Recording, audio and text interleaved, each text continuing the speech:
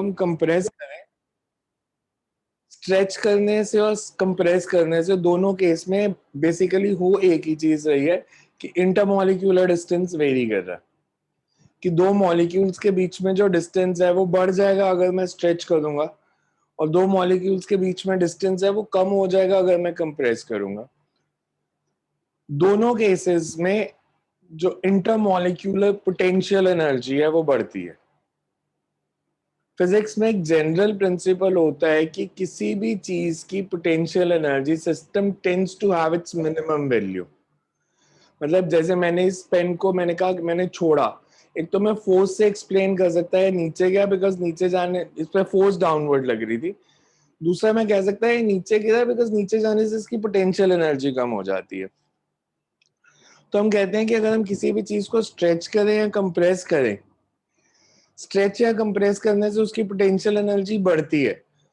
तो जिस फोर्स के कारण आपने स्ट्रेच या कंप्रेस किया था, अगर वो फोर्स हटा लोगे, tries to come back to the original position, तो उस रीस्टोरिंग फोर्स को जिसके कारण वो वापस आ रही है, that is called tension.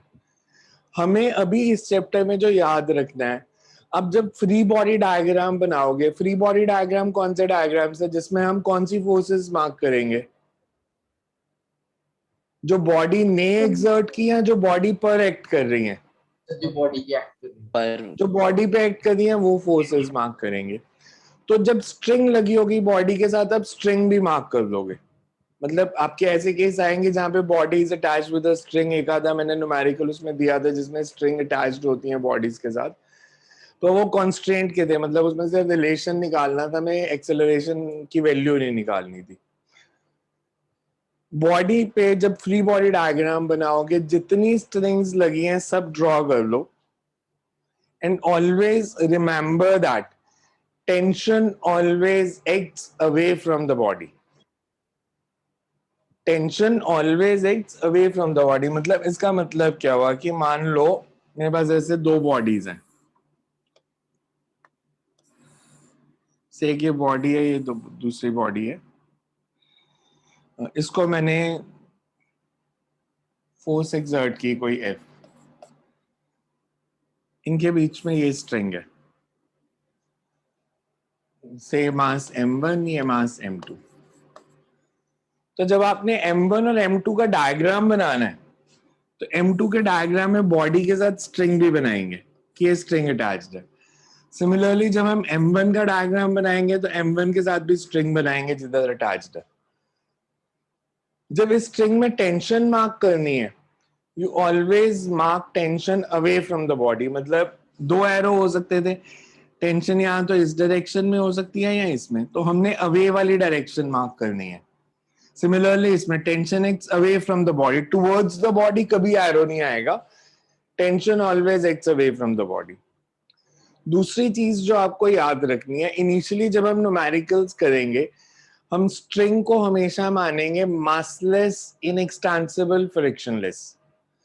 String का कोई मास नहीं लेंगे, हम ये एज्यूम करेंगे स्ट्रिंग इनएक्सटेंसिबल है, हम ये एज्यूम करेंगे कि स्ट्रिंग अगर सरफेस पे पड़ी है तो कोई फ्रिक्शन नहीं है।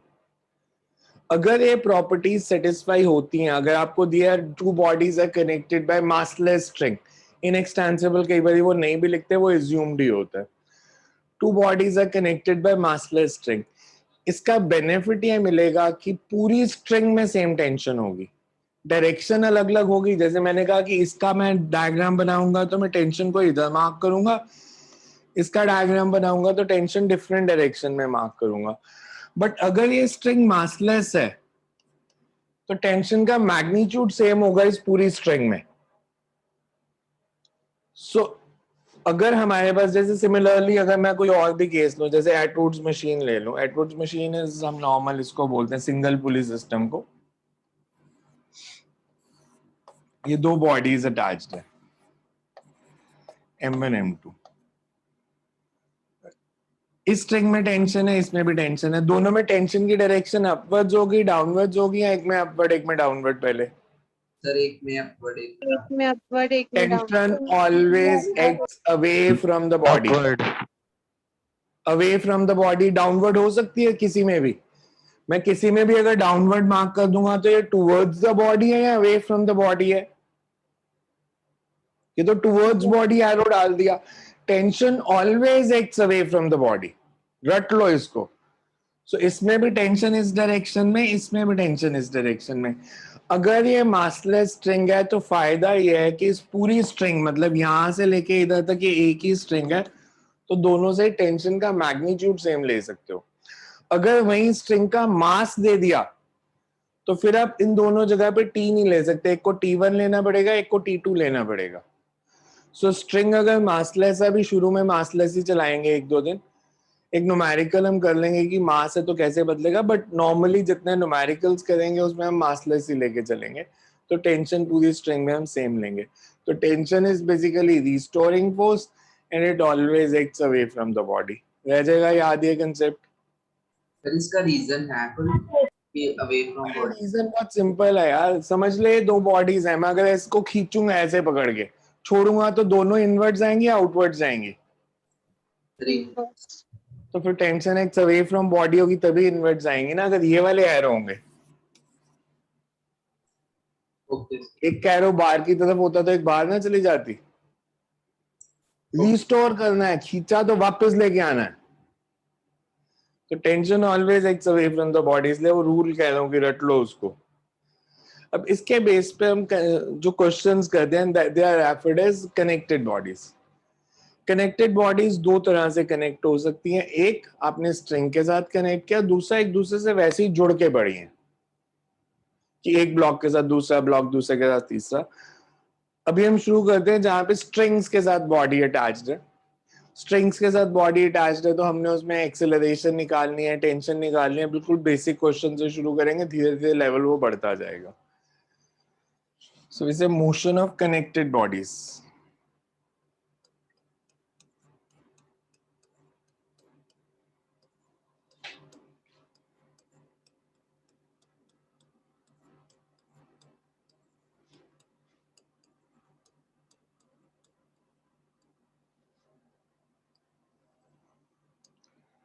First case is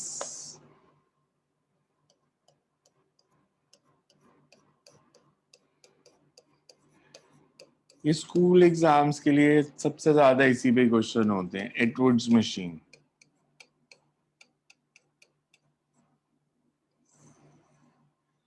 एटवुड्स मशीन हम बोलते हैं सिंगल पुली सिस्टम को.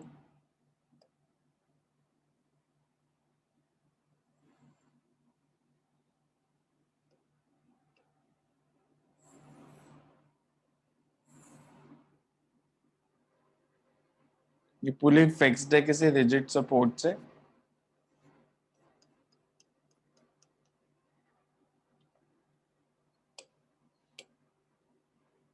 इसके साथ दो ब्लॉक्स अटैच्ड है.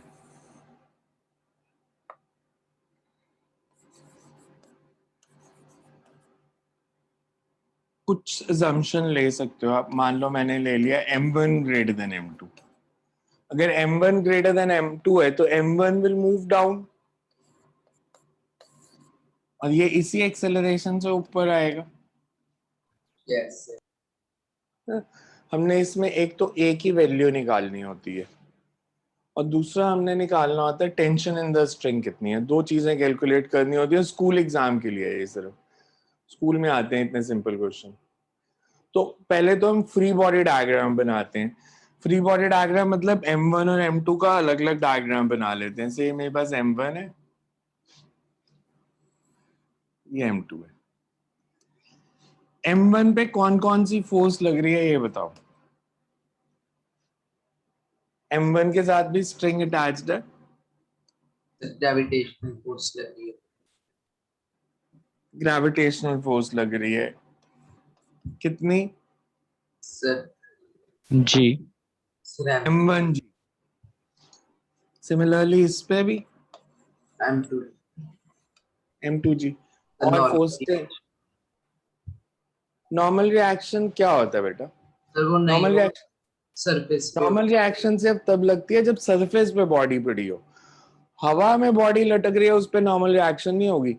मतलब ऐसे दीवार के साथ हो ना, मान लो अगर मैं वॉल हुआ मेरे साथ ऐसे बॉडी पड़ी है तो भी लग सकती है. तब मेरी बॉडी इस बॉडी पे फोर्स लगाएगी हाथ पे. तो ऐसे हवा में हैंग कर रही है बॉडी, वो किसी सरफेस को टच नहीं कर रही.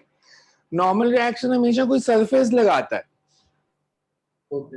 तो नॉर्मल रिएक्शन नहीं है। पर टेंशन है दोनों बॉडीज में, टेंशन किस डायरेक्शन में दोनों पे? upward, upward, towards body, away from body, upward downward? upward, upward, tension की डायरेक्शन? upward, upward, आवाज नहीं आ रही मेरे को।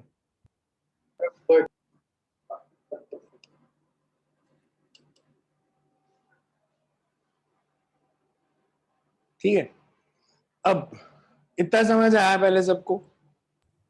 Yes, sir. अब मेरे को ये बताओ, इसमें मैंने कहा कि अगर m1 m2 से ज्यादा है, अगर m1 m2 से ज्यादा है तो m1 नीचे जाएगा, m2 ऊपर जाएगा।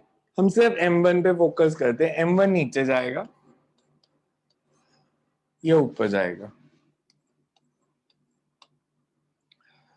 इस पे दो फोर्सेस लग रही थी, एक m1g और एक t।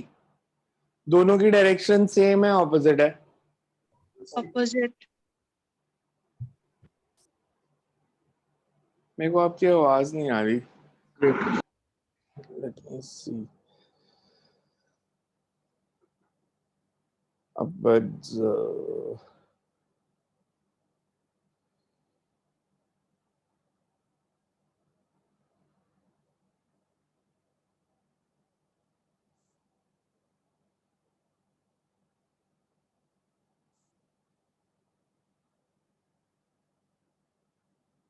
Anyways, आपको मेरी आवाज आ रही है तो टाइप कर दो, बिकॉज मेरे को आपकी आवाज आ नहीं रही किसी की।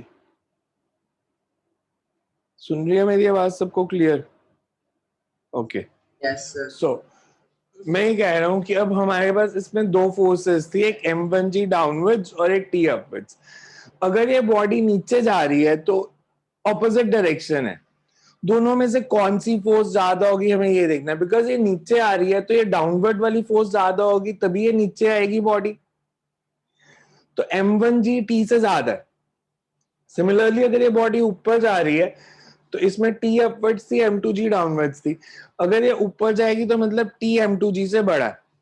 हमने वेक्टर्स में पढ़ा था और जनरल भी आपको पता है कि अगर एक बॉडी पे दो फोर्सेस लग रही हैं और वो ऑपोजिट डायरेक्शन में है तो जो रिजल्टेंट होता है that is larger minus smaller vector. इसमें क्योंकि ये बॉडी नीचे आ रही है तो m1g t से बड़ा है, ये ऊपर जा रही है तो t की वैल्यू जो है वो m2g से बड़ी है। इसमें मैं नेट फोर्स को लिख सकता हूं फॉर m1। फॉर m1 मैं कह सकता हूं जो नेट फोर्स है that is m1g minus t, और फिर m2 net force will be t minus m2g। अब ये एक्सटर्नल फोर्सेस थी। न्यूटन का सेकंड लॉ था कि net external force is equal to mass of the body into acceleration. ये m1 पे नेट फोर्स लग रही है तो net force is equals to mass of body into acceleration, यहाँ पे m2 इनटू a। ये दो इक्वेशंस बन गई। इनको हम कहते हैं FBD equations, FBD equations for the bodies in the system. अगर मैं इन दोनों इक्वेशंस को ऐड कर दूं,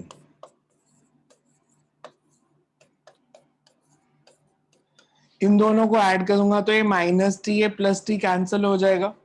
Yes, sir.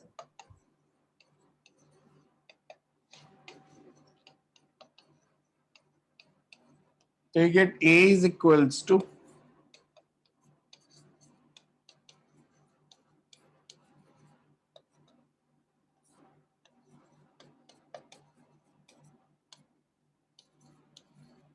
ये एक्सेलरेशन आ गई हमारे पास सिस्टम की, कि दोनों मासेस इस एक्सेलरेशन से मूव करेंगे, एक अपवर्ड मूव करेगा, एक डाउनवर्ड मूव करेगा। ए की वैल्यू मैं किसी भी इक्वेशन में डाल दूं, 1 में या 2 में, तो आपके पास टी की वैल्यू आ जाएगी। तो अगर मैं करूं सब्स्टिट्यूट ए इन 2,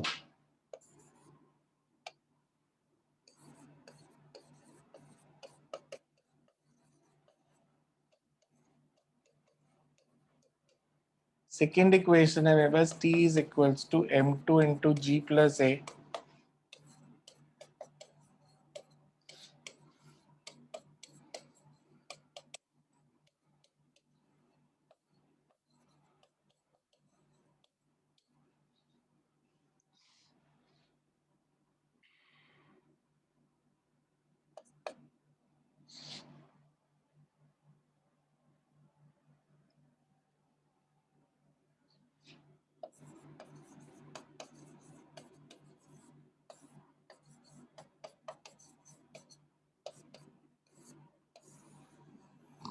ये टी की वैल्यू आएगी।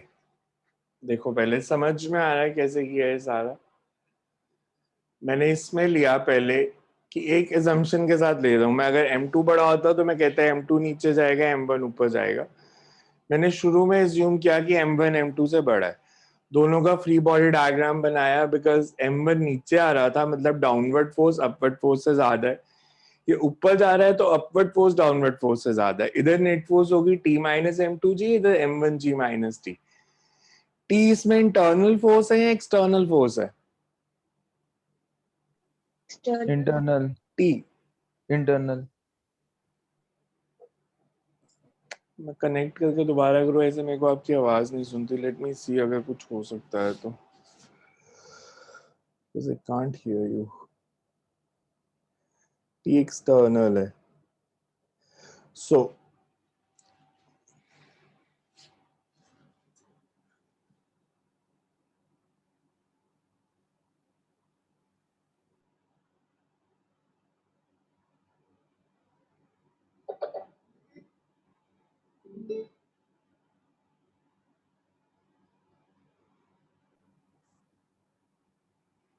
ये समझ में आया? इसमें किसी को डाउट है तो पूछ लो मेरे से, आवाज नहीं भी आएगी तो मैसेज में पूछ लो। क्लियर है सबको ये कैसे किया है? इसको लिख लो, just put in heading Atwood's machine, और ये तीनों डायग्राम बना लो एटवुड्स मशीन के साथ। ये तीनों ऊपर थोड़ी सी शॉर्ट स्टोरी लिखेंगे, फिर तो यही लिखना है नीचे वाला। Just draw these 3 diagrams.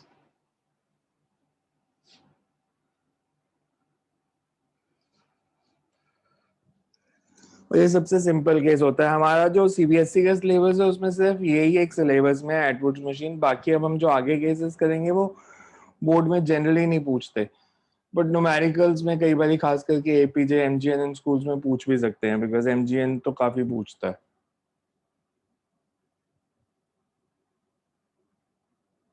तो इसको लिख लो, Atwood's machine is a single pulley system. Atwood's machine is a single pulley system, और इसमें पुली की भी प्रॉपर्टी होती है। इसमें मैंने अभी पुली का मास भी नहीं लेना। पुली का मास हम लेते हैं जब हम रोटेशन में पहुंच जाएंगे, तो हम पुली का भी मास लेना शुरू करेंगे कि पुली का मास कितना है। पुली के मास से यू कैन फाइंड कि इसकी वेलोसिटी क्या होगी, पुली का मास। और हम ये मान के चल रहे हैं कि स्ट्रिंग और पुली के बीच में कोई फ्रिक्शन भी नहीं है। Atwood's machine is a single pulley system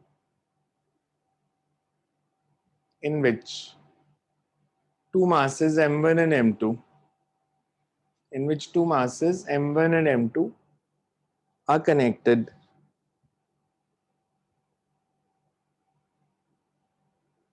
using massless inextensible string.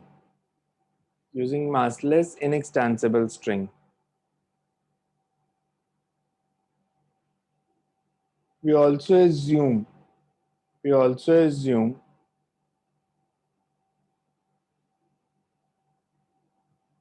the pulley to be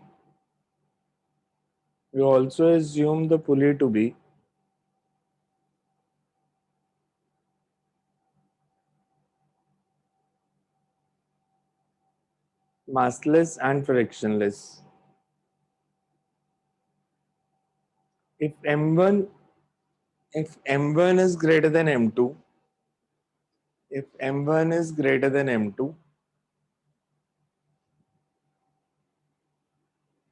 m1 will move down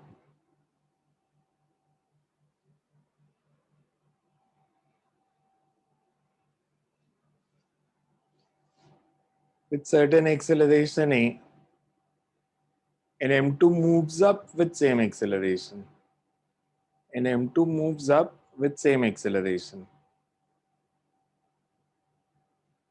The free body equations for m1 and m2 are, उसके बाद ये सारा कॉपी कर लो फ्री बॉडी इक्वेशन से।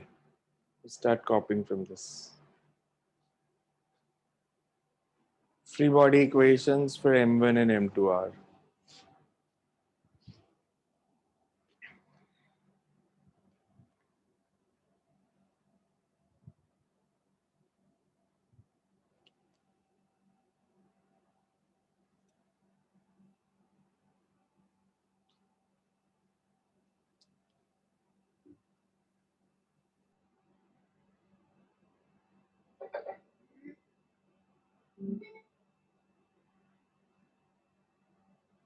Sir T same कब लेते थे आप? टीएम सेम लेना है जब हमें दिया हो कि स्ट्रिंग मासलेस है।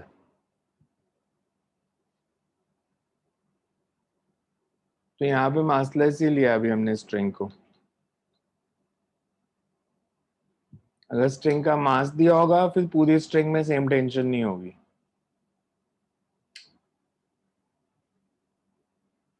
जब ये नोट हो जाए तो बताना मेरे को।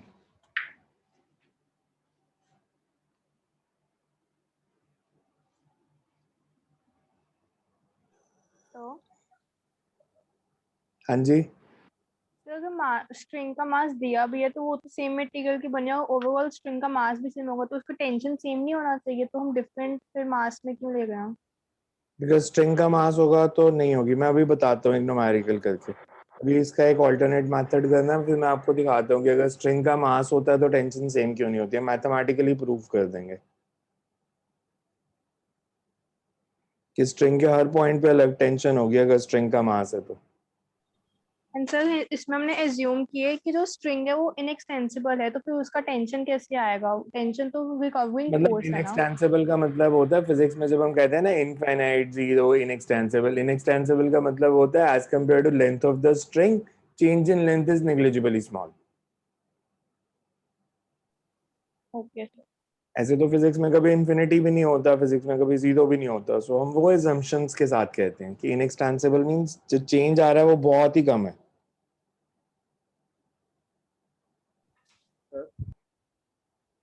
बिकॉज अगर मैं इनएक्सटेंसिबल नहीं लूंगा तो क्या पंगा पड़ेगा। अगर मैं इनएक्सटेंसिबल नहीं लेता तो फिर दोनों की एक्सेलरेशन सेम नहीं ले सकते।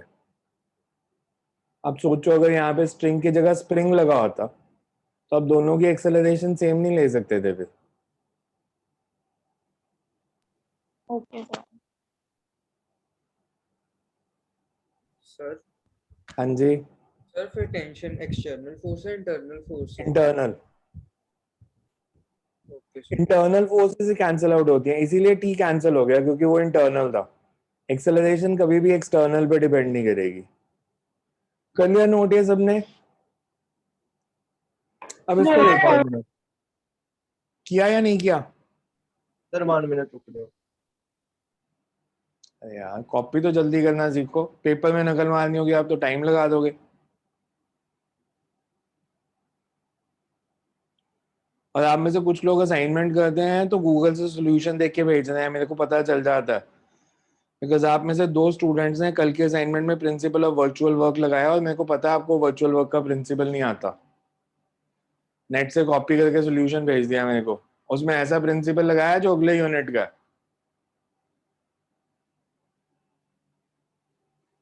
सो ऐसे काम मत करो, सीखने की कोशिश करो। गूगल ने थोड़ी पेपर देने हैं आपके।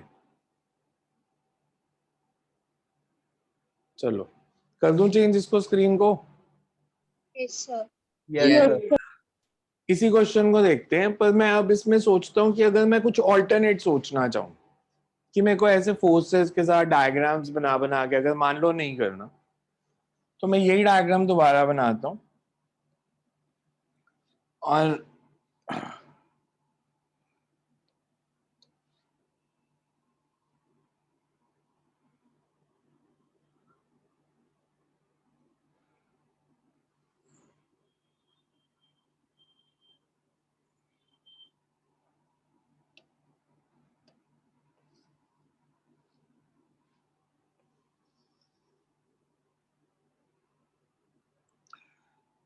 मानते हैं इसको ऐसे कि इनिशियली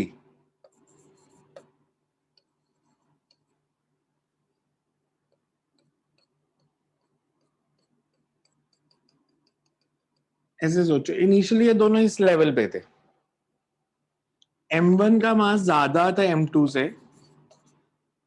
तो m1 नीचे आ गया, m2 ऊपर चला गया।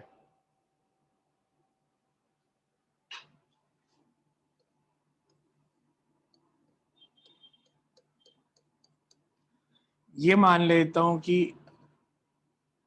s डिस्टेंस ऊपर गया। ये सेम डिस्टेंस ही नीचे आएगा या ज्यादा या कम? सेम, ये इस डिस्टेंस नीचे आ गया। आपसे अगर एक पहले बेसिक क्वेश्चन, सिस्टम की पोटेंशियल एनर्जी बढ़ी या कम हुई? सिस्टम की, every system on its own always moves in such a way that potential energy decreases.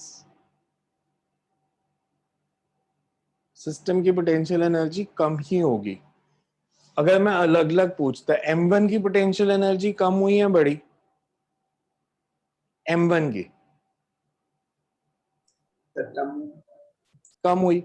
कितनी कम हुई? अगर ये S डिस्टेंस नीचे आया तो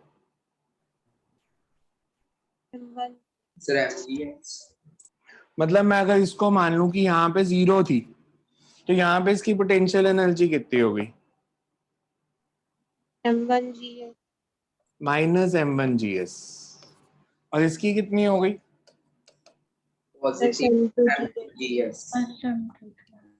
M2GS। मेरे को बताना इन दोनों में से बड़ी वैल्यू कौन सी है? M1 M2 से बड़ा है? M2GS M1GS M1 M2 से बड़ा है, तो इनमें से लार्जर मैग्नीट्यूड किसका होगा?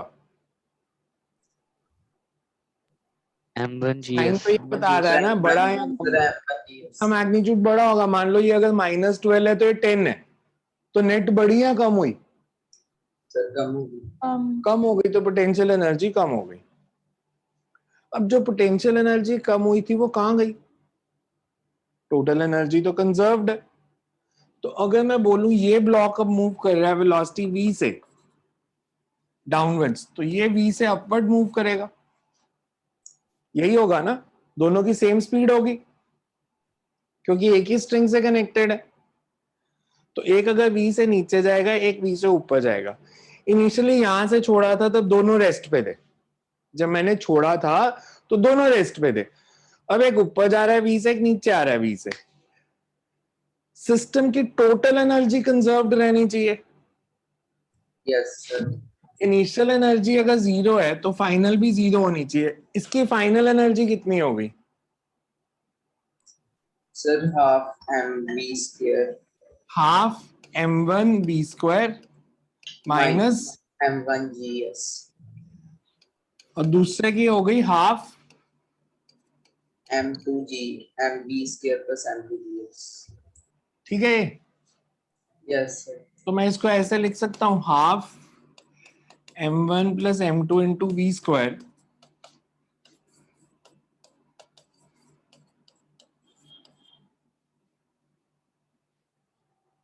चलेगा?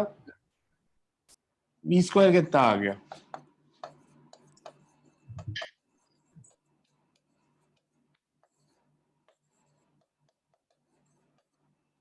इनिशियल स्पीड कितनी थी दोनों की?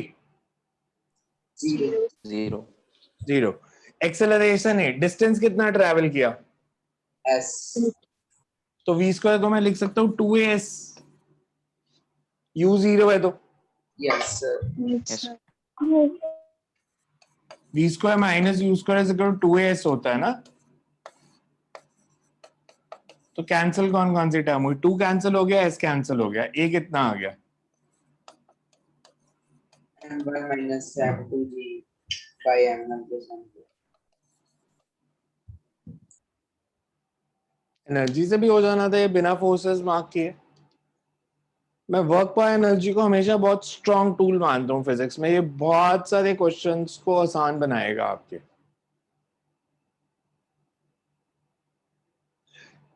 अब मैं लॉजिक की बात करूं, इसको मैं ऐसे लिख सकता हूं, m1g minus m2g upon m1 plus m2। Newton का लॉ क्या था? ए क्या होना चाहिए?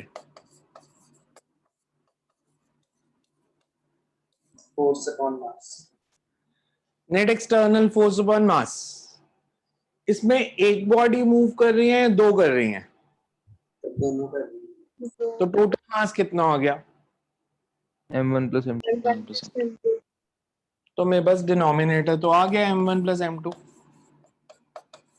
अब न्यूमरेटर में नेट फोर्स, M1G डायग्राम से मेरे को देख के बताओ M1G और M2G की डायरेक्शन सेम है या डिफरेंट है? पीछे करता हूं मैं डायग्राम, सेम है। तो फिर माइनस क्यों किया?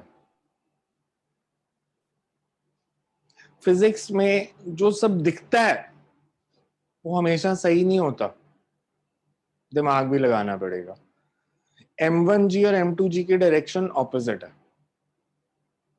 अब कैसे भला? M1G, आप मेरे को बताओ M1G क्या कोशिश कर रहा है कि M1 नीचे आए या M1 ऊपर जाए? M1G क्या कोशिश कर रहा है? नीचे नीचे नीचे आए। अब इसको छोड़ देते हैं थोड़ी देर। मेरे को बताओ M2G क्या कोशिश कर रहा है कि M1 नीचे आए या M1 ऊपर जाए? M1 ऊपर है। M2G क्या कोशिश कर रहा है? M2G कोशिश कर रहा है कि M2 तो नीचे आए, पर M1 पे वो क्या कर रहा है? सर ऊपर M1 को लाने की कोशिश करेगा। तो मतलब M1G कोशिश कर रहा है कि M1 ने नीचे आना है, M2G कोशिश कर रहा है कि M1 ने ऊपर लेके आना है। तो वो दोनों की डायरेक्शन ऑपोजिट हुई ना, ऑल तो देखने में तो सेम लग रही है। तो इसलिए नेट फोर्स जो है वो M1G प्लस M2G नहीं है, that is M1G minus M2G, क्योंकि ये दोनों कोशिश ऑपोजिट डायरेक्शन में कर रहे हैं। समझ में आया कैसे लिखा मैंने ये फॉर्मूला डायरेक्ट? देखो किसी को डाउट है इसमें तो ये समझ आना चाहिए कि मैं M1G माइनस M2G क्यों लिख रहा हूं नेट फोर्स को, ऑल्दो एरो एक ही डायरेक्शन में था। क्लियर है सबको? सर वैसे तो वो मतलब कोशिश ही कर रहे हैं, पर सर जो रिजल्ट आ रहा है वो तो सर उसी डायरेक्शन में आ रहा है ना, मतलब वो ऊपर जा क्या रहा है। सर ये तो उनकी कोशिश है ना सर, पर ओरिजिनली तो वही रिजल्ट कोशिश है ना, तो कोशिश से ही तो नेट फोर्स निकलती है। मेरे पास एक बॉडी है, उस पे एक फोर्स मैं इधर को लगा रहा हूँ इधर खींचने की, दूसरी ऑपोजिट डायरेक्शन में खींचने की, तो नेट को क्या लिखता हूँ? ऐड करता हूँ या सब्ट्रैक्ट करता हूँ? ऐड करता हूँ या सब्ट्रैक्ट करता हूँ? अगर दो ऑपोजिट डायरेक्शन में मूव करने की कोशिश, सब्ट्रैक्ट ही करता हूँ ना, तो यहाँ ऑपोजिट डायरेक्शन में मूव करने की कोशिश हो रही है ना। बिकॉज आप ऐसे तो नेट फोर्स निकाल ही नहीं सकते थे M1G plus M2G, reason being M1G M1 पे एक्ट कर दिया, M2G M2 पे एक्ट कर दिया। तो हमने देखना है M2G का M1 पे इफेक्ट क्या है। मैं नेट फोर्स को M1G प्लस M2G तो वैसे भी नहीं लिख सकता, क्योंकि वो दो अलग बॉडीज पे लग रही हैं, एक बॉडी पे तो लग ही नहीं रही। ओके अच्छा, एक और ऐसे कंसेप्चुअल, ऐसा हो सकता है मेरे पास एटवुड्स मशीन है, दो मासेस हैं,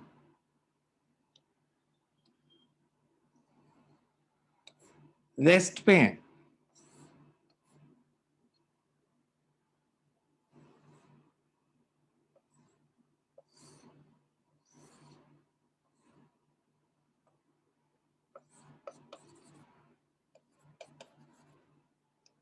सेम मास है, अलग अलग हाइट पे हो सकते हैं रेस्ट पे? No sir. No sir. क्यों? क्या प्रॉब्लम है? क्या प्रॉब्लम है? मैंने अगर इसको यहाँ पे छोड़ दिया, मान लो ऐसे मैंने ऐसे सिस्टम बनाया, दो मासेस हैंग किए अलग अलग हाइट पे, इधर डाउनवर्ड फोर्स कितनी है? अगर मैं आपसे पूछूं इस सिस्टम पे नेट फोर्स कितनी लग रही है? Net external force? 0। Net external force 0 है, तो ये मूव क्यों करेंगे भैया? ऐसे ही रहेंगे, ये तो ऐसे ही रहेंगे, जहां छोड़ोगे वहीं रह जाएंगे। सेम हाइट पे छोड़ते तो सेम हाइट पे रह जाते, डिफरेंट हाइट पे छोड़े तो डिफरेंट हाइट पे रह जाएंगे। आप ट्राई करके देख लेना, रस्सी लेना, पेड़ की टहनी की क्रॉस बांधना, दो एक सेम मास के स्टूडेंट अलग अलग हाइट पे हैंग कर सकते हो, इट विल नॉट मूव। एक का मास ज्यादा हो एक का मास कम हो तभी तो सिस्टम मूव करेगा, सेम मास पे थोड़ी सिस्टम मूव करेगा। तो they can be at different Heights also. Anyways, एक और प्रॉब्लम, अब एक साइड में लगा देता हूं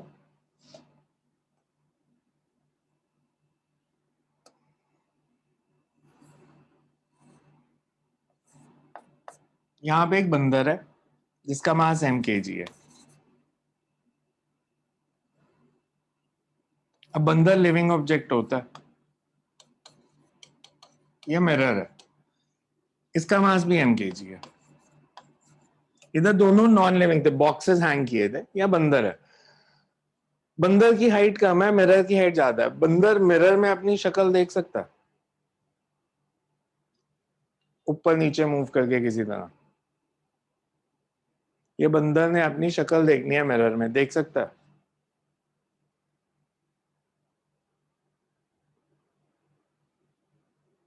सेम मास है दोनों का, यस सर। सर वो कैसे अपनी देखनी है? फोर्स लगा सकते नो हैं। अगर ये स्ट्रिंग को नीचे खींचेगा तो क्या होगा? मिरर बंदर में और हमारे में बहुत ज्यादा मतलब टेक्निकली फर्क नहीं है कि हमारे प्रोसेसेस सेम होते हैं। बंदर ने अगर शीशे में शक्ल देखनी है, बंदर ऊपर जाने की कोशिश करेगा, तो उसके ऊपर जाने का प्रोसेस क्या होगा? वो रस्सी को नीचे खींचेगा। अगर वो रस्सी को 1 मीटर नीचे खींच के ऊपर जाता है, यहां से मिरर भी 1 मीटर ऊपर चला जाएगा। बिकॉज बंदर तो ऐसे ही जा सकता है ना ऊपर, रस्सी को नीचे खींच के। तो वो रस्सी को नीचे खींचेगा तो मिरर ऊपर जाता जाएगा, वो कभी भी इसमें शक्ल नहीं देख सकता अपनी, बिकॉज उसका प्रोसेस ही यही है। इसमें और इसमें एक बेसिक फर्क है। यहाँ पे हमारे पास नॉन लिविंग ऑब्जेक्ट थे, मंकी का ऊपर चढ़ने का प्रोसेस आपके दिमाग में होना चाहिए कि उसने ऊपर जाना है तो उसने रस्सी को नीचे खींचना है, रस्सी को नीचे खींचेगा तो दूसरी साइड से मिरर ऊपर चला जाएगा। और इसको मंकी प्रॉब्लम बोलते हैं, बहुत पॉपुलर है ये लॉज ऑफ मोशन के चैप्टर में। यहाँ तो मंकी एंड मिरर हो जाता है, दूसरी होती है कि यहाँ पे मंकी इधर बनानास, मंकी ने बनानास खाने हैं तो उसके लेवल पे जा सकता है, सेम मास है तो नहीं जा सकता। वो बनानास खाने के लिए रस्सी को नीचे खींचेगा, बनानास और ऊपर चले जाएंगे। So anyways this is one Atwood's machine की सिंपल प्रॉब्लम्स। नेक्स्ट आता है, अगर बॉडी सरफेस पे पड़ी है, सरफेस पे पड़ी है, लाइक मेरे पास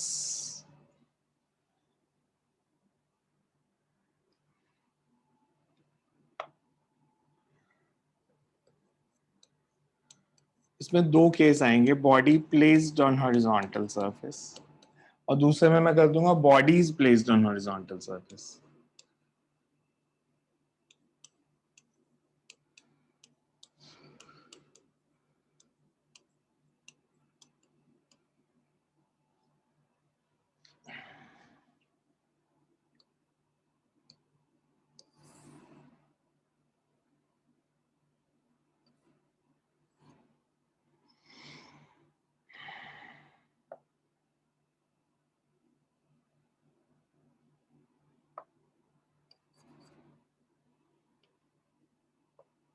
मेरे पास एक बॉडी है जो इधर टेबल पे पड़ी है,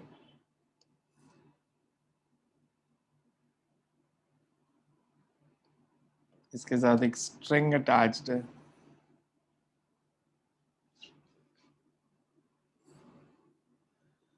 और एक बॉडी इधर हवा में हैंग कर रही है।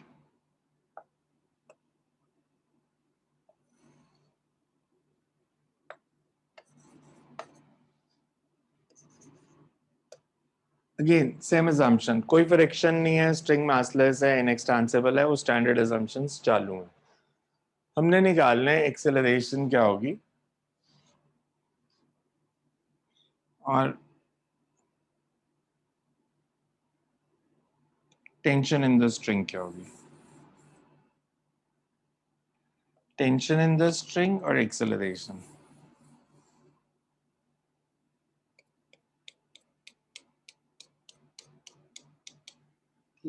पहले अगर मैं सिर्फ ये पूछूं, M2 जो है ये रेस्ट पे रहेगा, ऊपर मूव करेगा या नीचे मूव करेगा? नीचे। M2 नीचे। मास का कोई relation? No sir. Sir Okay. अगर ये M2 5,000 M1 से kg, बड़ा 5 होगा kg। तो फिर वो नीचे जाएगा। ये 5000 kg, ये 5 kg, तो नीचे ही है, सब नीचे, फ्रिक्शन नहीं है की। सर नीचे ही आएगा तब भी फ्रिक्शन। नीचे ही आएगा, है ना? तो अगर मैं डायग्राम बनाऊं इनके, फ्री बॉडी डायग्राम्स, M1 और M2 का। गलती ना हो आपसे तो हमेशा एक काम करना, स्ट्रिंग्स तो बनानी है, अगर कोई बॉडी टेबल पे पड़ी है तो सरफेस भी बना देना।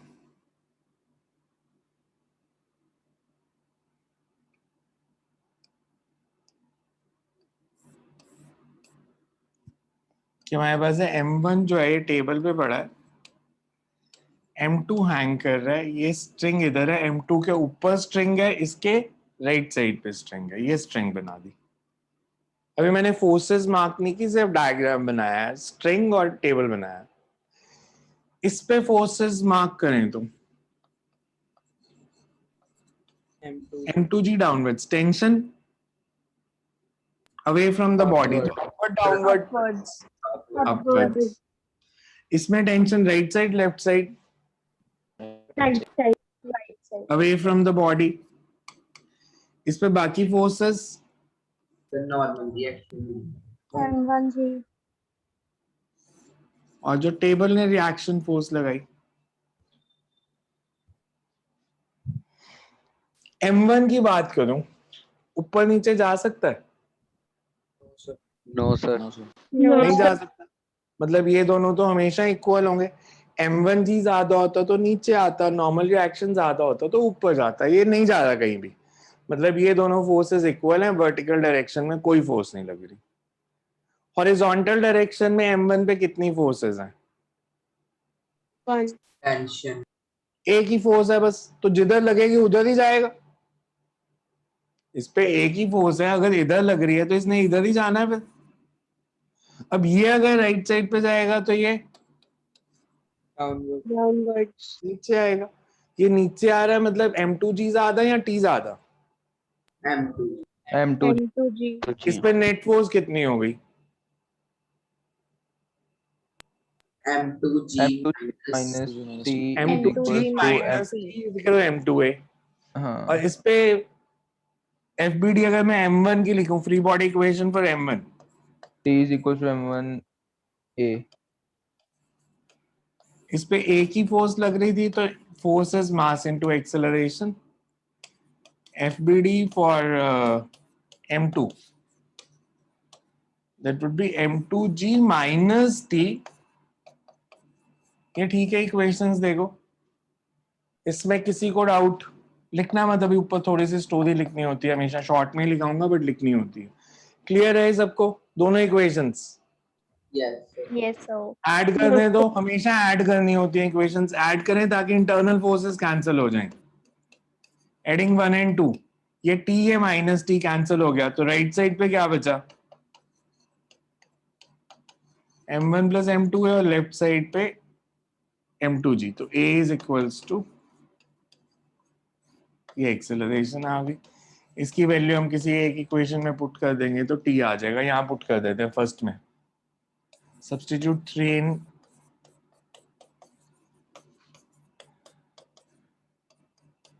1, so T is equals to M1A मतलब M1 M2G upon M1 plus M2। Clear सबको ये? yes sir. ठीक है। इसमें भी अगर मैं आपको बोलूं कि अगर मैं एनर्जी मेथड लगाता, इस डायग्राम को दोबारा से देखो, अगर M2G नीचे जा रहा है, इसकी पोटेंशियल एनर्जी में कोई चेंज आ रहा है? M2G Increasing. कम हो गई, कम हो रही है. कम हो रही है। ये टेबल पे मूव करेगा तो इसकी पोटेंशियल एनर्जी चेंज करेगी? The same way नहीं सर, क्योंकि इसकी हाइट तो सेम रह रही है। तो इनिशियली जब मैंने छोड़ा तो इसको मान लेता हूं मैं, जहां से मैंने इसको रिलीज किया ये मान लिया मैंने रेफरेंस, मतलब ये h इज इक्वल्स टू 0 है, ये पोजीशन मैंने इस पोजीशन को h इज इक्वल्स टू 0 मान लिया, तो यहाँ पे इसकी पोटेंशियल एनर्जी 0 थी और ये रेस्ट पे था तो काइनेटिक भी 0 थी, ये भी रेस्ट पे था, इसकी भी एनर्जी 0 थी। इसके पास पोटेंशियल एनर्जी थी यहाँ पे, इसके पास ये h इज इक्वल टू 0 माना है इस लेवल को, sir. Yes है है ना? Yes, sir. अगर मान लूं मैं इसकी हाइट h1 है तो इसकी पोटेंशियल एनर्जी कितनी है?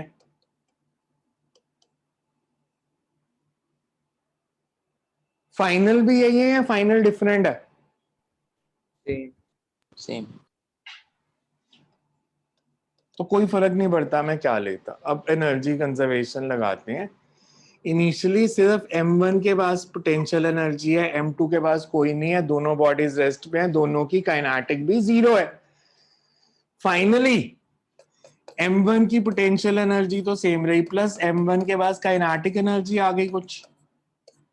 M2 की एनर्जी कितनी हो गई?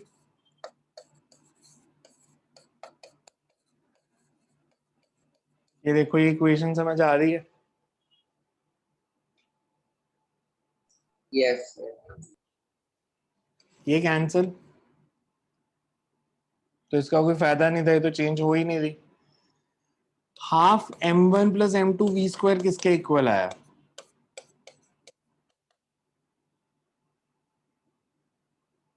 इन दोनों टर्म्स को ऐड किया तो Minus M2 and 2VS. है ना, तो V स्क्वायर कितना आ गया? अगेन V स्क्वायर की वैल्यू क्या डाल दें? अब देखो, you get the same result again. 2 और S कैंसिल हो गया, A की वही वैल्यू आ गई M2G अपन M1 प्लस M2। लॉजिक भी देख लो। अब मेरे को बताओ, ये सिस्टम जो मूव कर रहा है, ये M2 ने जो फोर्स लगाई उसके कारण मूव कर रहा है या M2 और M1 के वेट ने जो फोर्स लगाई उसके कारण मूव कर रहा है? इसका नीचे आने का रीजन क्या है? कौन इसको नीचे ला रहा है? So M1G का तो कोई रोल नहीं है इसमें, बिकॉज Reactional होने का. It is not. M1G को नॉर्मल रिएक्शन ने बैलेंस कर दिया, तो एक ही इस पे एक्सटर्नल फोर्स लग रही है M2G, और उस M2G के कारण कितना मास मूव कर रहा है? सिर्फ M1, सिर्फ M2 या दोनों? दोनों। तो न्यूटन का law, external force upon mass, external force जिसके कारण सिस्टम मूव कर रहा है, that is M1 M2G, mass which is moving is M1 plus M2। ये आपको थोड़ी प्रैक्टिस से लिखनी आ जाएंगे ऐसे भी इक्वेशन जैसे मैं लिख रहा हूँ, बिकॉज एमसीक्यूज में हेल्प होती है। आप जितनी फास्ट इक्वेशंस लिख पाओ रादर देन आप ऐसे सॉल्व कर करके लिख रहे हो सिंपल क्वेश्चन में भी, अगर मैं लॉजिक से पूछूंगा तो you can rate very quickly. इसमें देखो कुछ नहीं समझ आया तो किसी भी मेथड में क्लियर है तो डायग्राम बना लो, then I will write little, ऊपर थोड़ी सी थ्योरी लिखेंगे, फिर मेथड्स कॉपी कर देना। डायग्राम बना लो अगर नहीं बनाया तो। तो हाँ जी, तो आपने M1 में काइनेटिक एनर्जी क्यों कंसीडर की है? M1 मूव तो कर रहा है ना बेटा, M1 रुका थोड़ी हुआ है। M2 अगर नीचे आएगा तो M1 भी तो उसी स्पीड से मूव करेगा, ओके। तो काइनेटिक एनर्जी तो होगी M1 की भी।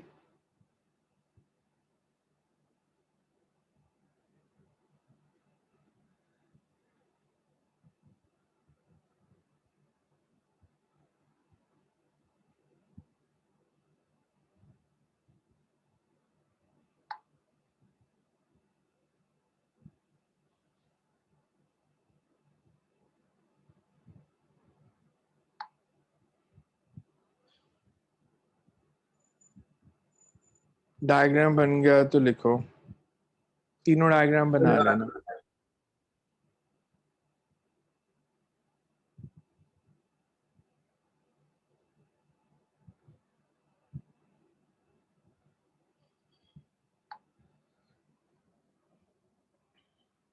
Excuse me sir. हाँ जी, सर ये जो टेंशन होती है ये हमेशा जो मान लो ब्लॉक्स लगे हैं उनके ऑपोजिट ही जाना होता है कि पुली के ऑपोजिट भी टेंशन होती है? अगर आप पुली का डायग्राम बनाओगे किसी क्वेश्चन में, पुली का फ्री बॉडी, तो फिर पुली के भी ऑपोजिट, मतलब अगर मैंने इसमें पुली का बनाना हो ना, हाँ जी। तो मैं ऐसे मार्क करता, away from pulley, away from body, ऐसे मार्क होनी थी फिर। अच्छा, मतलब अगर दोनों ब्लॉक्स और पुली का मार्क करना हो ऐसे कर देंगे? हाँ, तो पुली का मार्क करना हो तो पुली पे ऐसे मार्क करेंगे। पुली की अभी जरूरत नहीं पड़ रही है बिकॉज अभी हम पुली का मास ले नहीं दे, पुली का मास ले नहीं दे तो मास, अगर कोई बॉडी मासलेस हो उस पर नेट फोर्स कितनी होती है? 0. हमेशा जीरो ही होगी, बिकॉज एम ही जीरो है तो फोर्स भी जीरो ही लगेगी। आप मासलेस बॉडी पे तो फोर्स लगा नहीं सकते।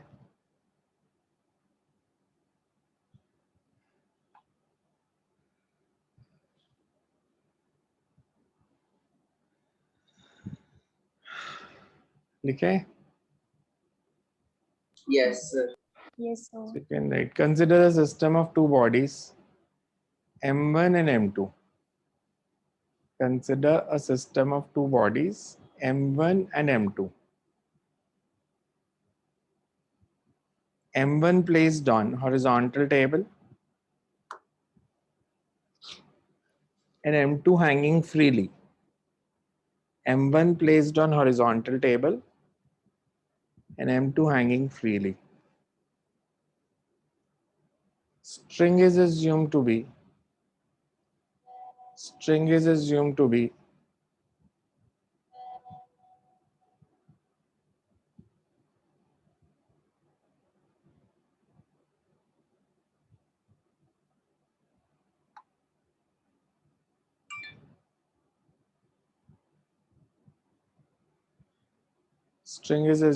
massless and inextensible.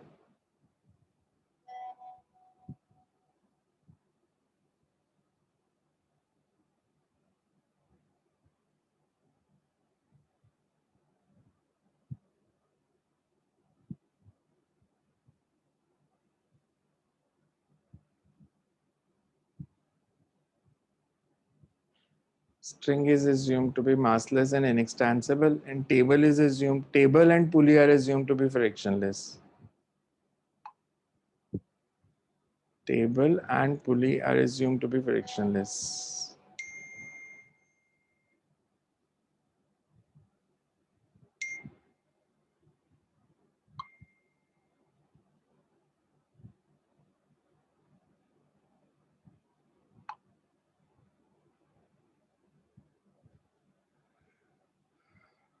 So you can write, as M2 moves down, M1 will move to the right. As M2 moves down, M1 will move to the right.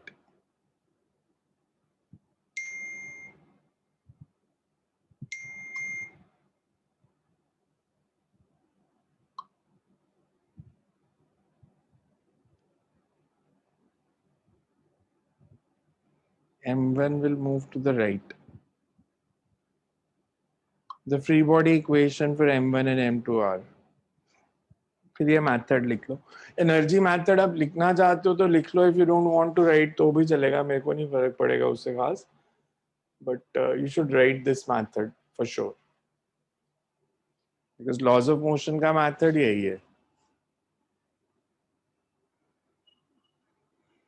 Energy method तो इसलिए बताया कि you should know कि physics में हमेशा there are alternate veg, एक से ज्यादा मैथड, इनफैक्ट एक न्यूमेरिकल को करने के जनरली 4-5 मैथड होते हैं।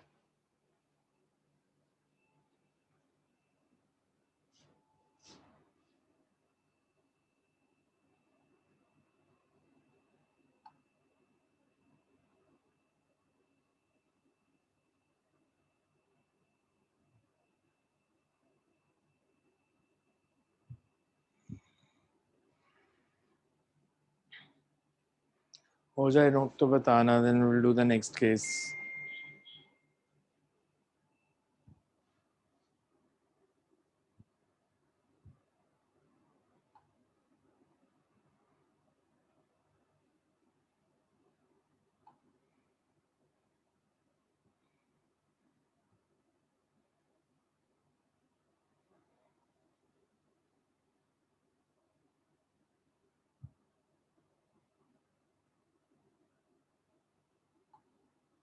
सर ये डेरिवेशन पे करना है आपने? क्या सर ये डेरिवेशन जो आपने करवाई है फिर स्कूल कौन सा है? सर संस्कृति की। संस्कृति नहीं आएगी।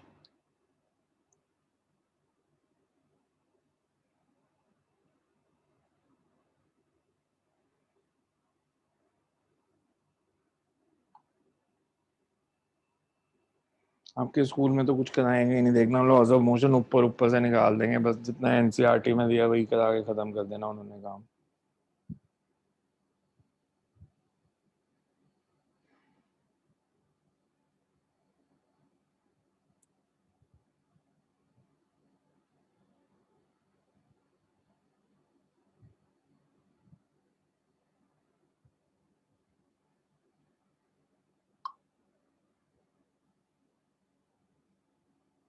हो गया note? Yes, sir.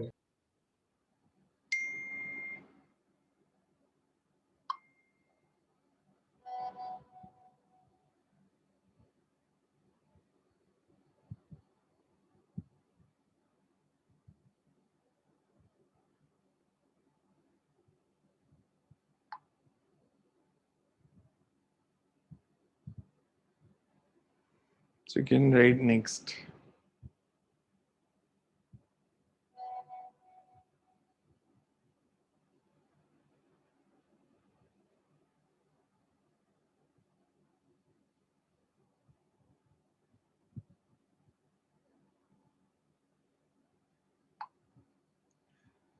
Body placed on inclined plane.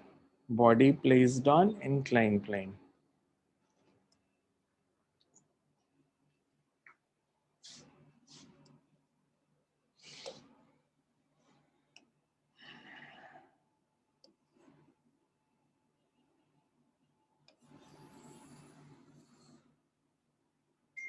तो मेरे पास ऐसे सरफेस है,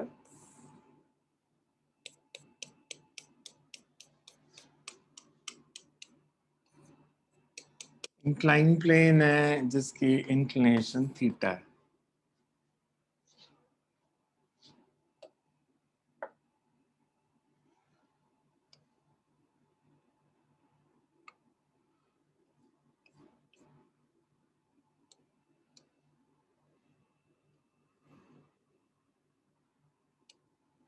एक बॉडी यहां से हैंग कर रही है,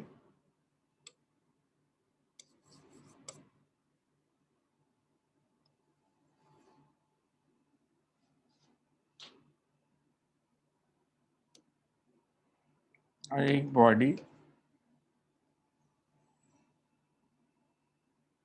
इधर इंक्लाइन प्लेन पे पड़ी है।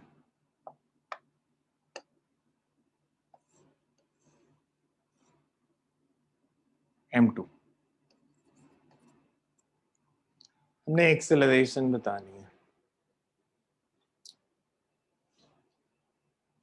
M1 की बात करूं, ये नीचे जाएगा ऊपर आएगा? नीचे। पता नहीं हमें, कैसे पता? हमें नहीं पता है, ऊपर भी तो जा सकता है। सर अगर तो अरे, M2 वाली साइड पे ज्यादा फोर्स लगेगी वो ऊपर भी जाएगा। तो हमें फोर्सेस मार्क करनी पड़ेंगी, है ना? तो मैंने कहा था स्ट्रिंग भी बनाना और सरफेस भी बनाना। तो पहले मैं अगर M1 का डायग्राम बनाऊं,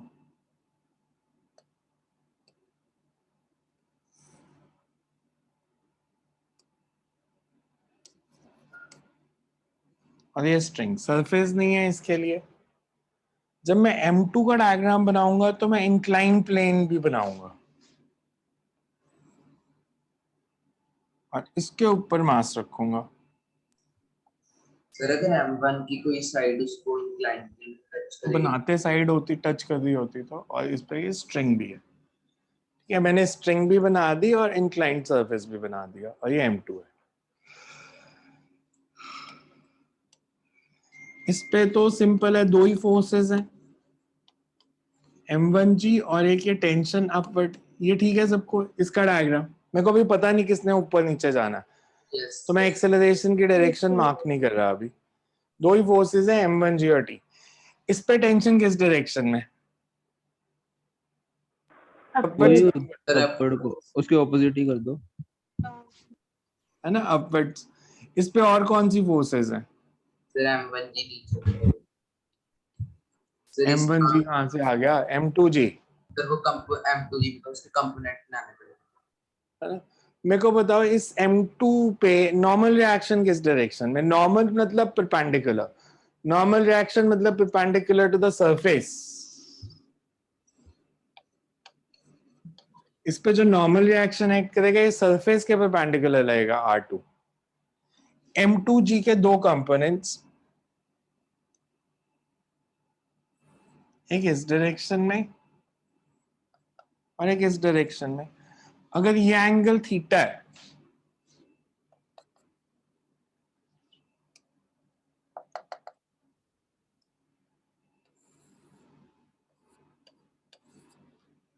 तो ये एंगल भी थीटा होगा। Same angle between two lines is same as angle between their perpendiculars.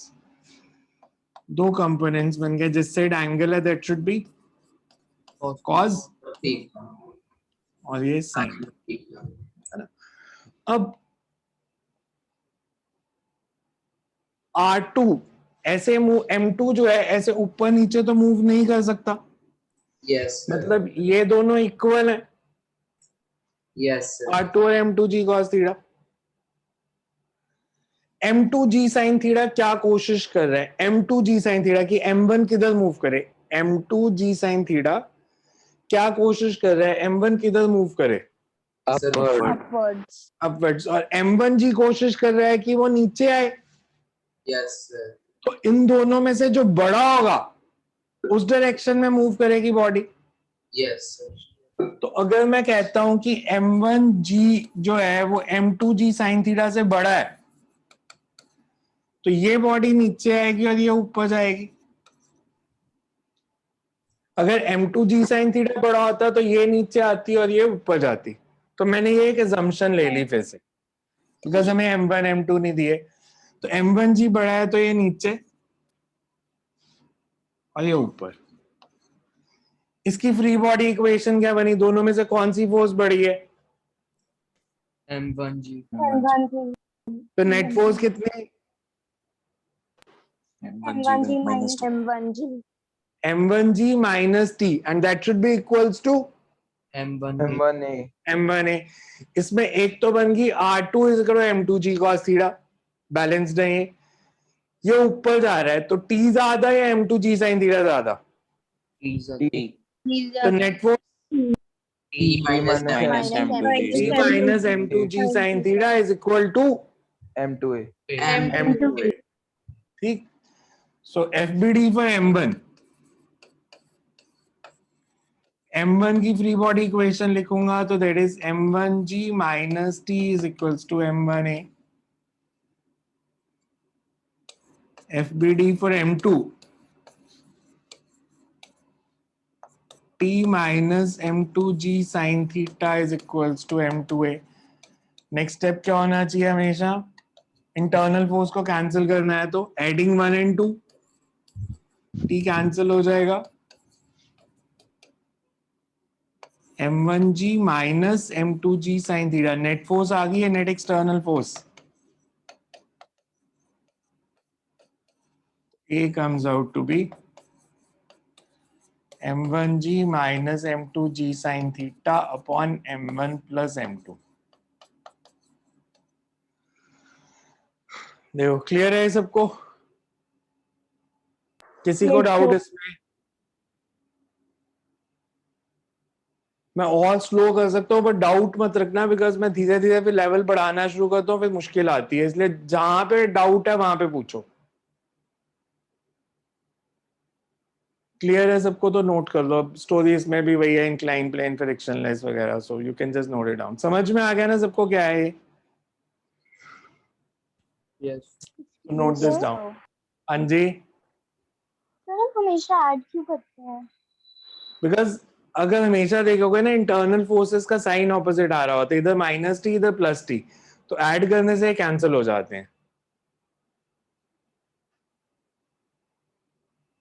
जब भी हम इक्वेशंस ऐड करेंगे, तीन बॉडीज होंगी तो भी, तीन बॉडीज में अगर हम लेंगे तो जब ऐड करेंगे तो इंटरनल फोर्सेस फिर भी कैंसिल हो जाएंगी।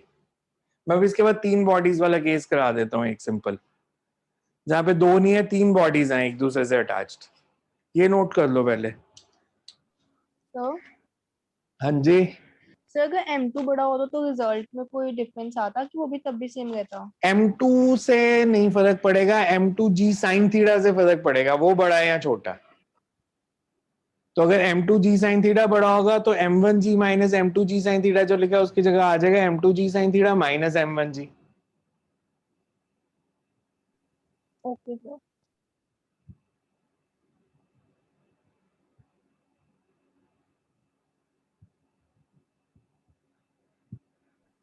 सर थोड़ा सा ऊपर स्क्रॉल तो थोड़ा ऊपर कर दो डायग्राम पूरा।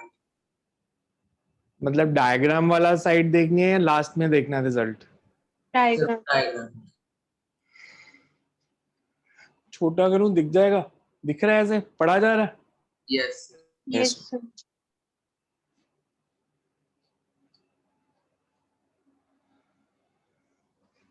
अगर कभी बोर्ड क्लियर ना हो तो मेरे को बताना, बोर्ड डायरेक्ट भी ब्रॉडकास्ट हो जाता है आपके मतलब फोन के ऊपर से बोर्ड आ जाएगा जिसमें बिल्कुल क्लियर फोटो होती है फिर। सर हाँ जी। सर हम कंजर्वेशन ऑफ एनर्जी जब लगाएंगे उनमें हम हाँ। टेंशन का फॉर्मूला कैसे निकालेंगे फिर? किसका? टेंशन का। टेंशन का एनर्जी कंजर्वेशन से नहीं निकलेगा, वो वर्क पावर का चैप्टर पढ़ना पड़ेगा। वो हम वर्क डन से निकाल सकते हैं, फिर वर्क डन लेके, because energy and work are related. Because work जो होता है that is tension basically force है, तो फिर उसमें हमें लेना पड़ेगा कि net work done by internal forces is zero. तो टेंशन हमेशा जीरो वर्क करेगी, टेंशन का वर्क निकालेंगे तो वहां से आ जाएगा आंसर। Okay sir. वो अभी नहीं हो पाएगा बट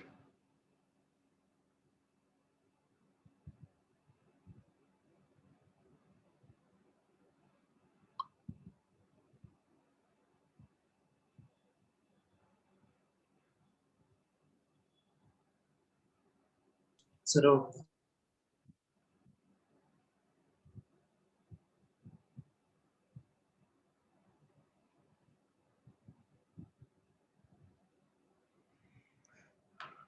दूं एक न्यूमेरिकल वैल्यूज के साथ देता हूं M1 M2 की जगह।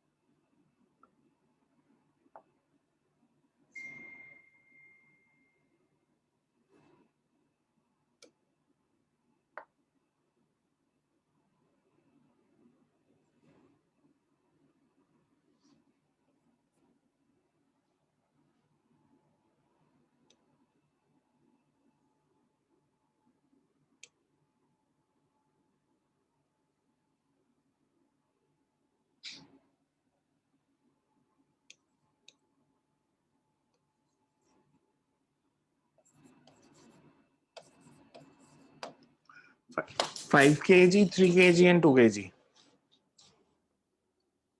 And same assumption same, massless frictionless, हमें टेंशन निकालनी है स्ट्रिंग्स में और एक्सेलरेशन निकालनी है। पहले अगर हम सिर्फ लॉजिक की बात करें, ये सिस्टम मूव कैसे करेगा, ये नीचे आएंगे या स्टैटिक रहेंगे?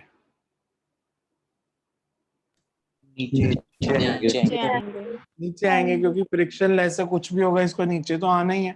अच्छा, इन दोनों की एक्सेलरेशन सेम होगी या डिफरेंट? Same. सेम। डिफरेंट कैसे हो सकती है? इसकी एक्सेलरेशन है इधर, इन दोनों की एक्सेलरेशन है डाउनवर्ड्स। जब फ्री बॉडी डायग्राम बनाना है, ये 5 kg, अब 3 kg को ध्यान से देखो, इसके दोनों तरफ स्ट्रिंग है और 2 kg में सिर्फ ऊपर स्ट्रिंग है, ठीक है। ये 3 kg के ऊपर भी स्ट्रिंग है, 2 kg के ऊपर नीचे, 5 kg पे राइट साइड।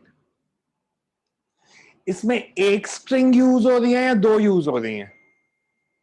sir, दो.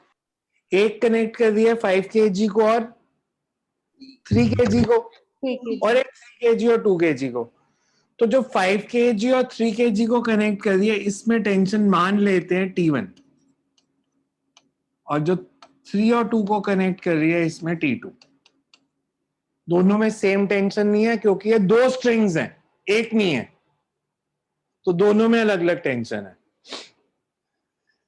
बाकी फोर्सेस मार्क करें तो इस पे 5G downwards, normal reaction upwards, इस पे और कौन कौन सी फोर्स रहेगी? sir, एक तो M1 3G 3G और इस पे 2G। ये नीचे जा रहा है, ये भी नीचे आ रहा है, ये इधर आ रहा है। इसकी फ्री बॉडी इक्वेशन क्या लिखूं? 2g minus t2 minus T2 is equal 2g minus t2 is equals to 2a 2a। इसकी इक्वेशन, ये भी नीचे आ रहा है। नीचे कितनी फोर्स है टोटल अब? 3g plus t2 minus T2 minus 3g plus t2, तो नेट फोर्स कितनी हो गई? 3G plus 3g T2 plus t2 minus t1 minus t1 is equals to 3 3a। इसकी equation 5G is equal to R. 5g is equal to r1, तो balance हो गई ना, इधर जा रहा है। T1 is equal to 5a. t1 is equal to 5 है। अब मैं इक्वेशंस देख के करना, पहले ऐसे सिंपल सा देखें। ये सारा सिस्टम नीचे किस वेट के कारण आ रहा है? एक के वेट के कारण, दो के कारण, या तीनों के कारण? ये नीचे क्यों आ रहा है सिस्टम? 2 के कारण 2 के वेट का दो का मिला के वेट है कितना? 5 5g। 5g इस पे नेट फोर्स लग रही है जो बैलेंस नहीं हो रही किसी से, बिकॉज ये तो इंटरनल है t1 v1 तो। और इस 5g के कारण कितना मास मूव कर रहा है? Sir, 5. 10 kg 5 kg या 10 kg? 10 kg. Acceleration is net force upon mass, 5g upon 10। Answer तो यही आना है। अब डायग्राम से उसको प्रूव कर दो इक्वेशंस लिख के। फॉर 5 kg, 5 kg इक्वेशन क्या बताई थी आपने? t1 is equals to 5a। For 3 kg, 3g plus T2 is equal to 3g plus t2 minus t1 is equals to 3a. 3a। For 2 kg, 2g minus minus T2 is equal to 2a. अब देखो तीन equations को अगर मैं add कर दूं 1 2 3, ये t1 और ये माइनस t1 कैंसल, ये t2 और ये minus t2 cancel, adding 1 plus 2 plus 3,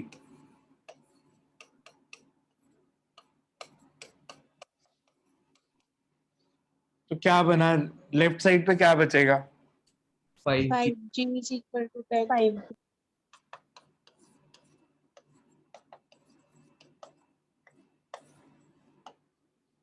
So a is equal to g by 2।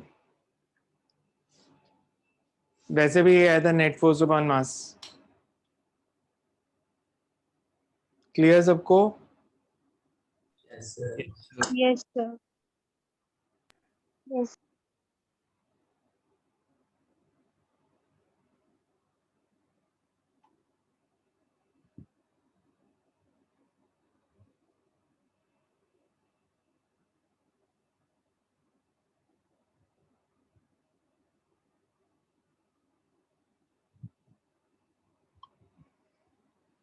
तो ये देखो, इसके जैसे कुछ क्वेश्चन सेंड कर दूंगा फिर मैं, जिसमें सिंपल डायग्राम बनाने होंगे और सेम, मतलब अगर क्वेश्चन में नहीं भी दिया ना कि मासलेस स्ट्रिंग है, इनएक्सटेंसिबल है, फ्रिक्शनलेस है, वो खुद से अज्यूम करके सॉल्व कर लेना।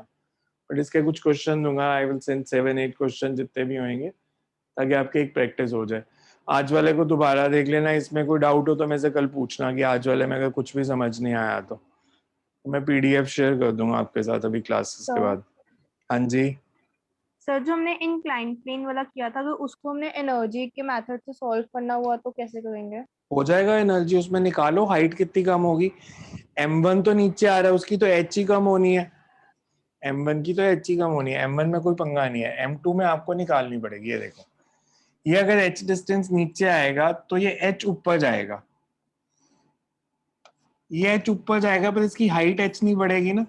ये निकालनी पड़ेगी कि इसकी हाइट कितनी बढ़ी h1। ट्रिग्नोमेट्री से सर, अपने ओरिजिन जहाँ पे m1 इनिशियली है वो वाला पॉइंट लिया है। हाँ, उसको इनिशियल मान लेते हैं। जहाँ जो इनिशियल पोजीशन है वहां पे मान लेते हैं कि पोटेंशियल एनर्जी 0 है। ओके।